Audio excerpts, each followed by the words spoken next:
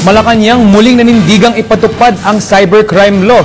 Iniyag ito ng palasyo sa gitna ng isasagawang konsultasyon para sa pagbuo ng implementing rules ng nasabing batas. Si Elena Luna nag-uulat. Magiging bukas sa publiko ang gagawing konsultasyon para sa pagbuo ng Implementing Rules and Regulations o IRR ng Cybercrime Prevention Act. Sinabi ito ng palasyo isang araw bago idaos ang forum na pangungunahan ng Department of Justice. It's open to the public.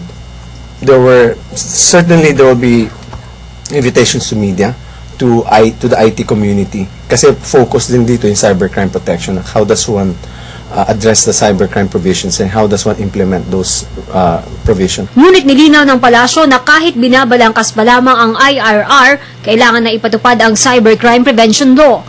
Ayon kay Presidential Spokesperson Edwin Lacerda, hindi ito maaaring maging batayan para isuspindi ang batas. There were plans by the House and the Senate to issue a joint resolution, but there has been no movements towards that.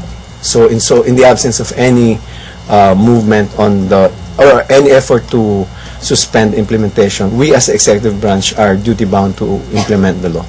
Samantala, hindi pa rin tumitigil ang hacking sa mga websites ng gobyerno. Ito ay kahit pa umapila na ang Pangulong itigil ito. Ayon sa palasyo, dapat din maging kampanya ito ng mga mamamayan. The protest should not come only from the President on this activities against the e-vandals. Aalma lang ba tayo kung tayo ay naapektuhan na?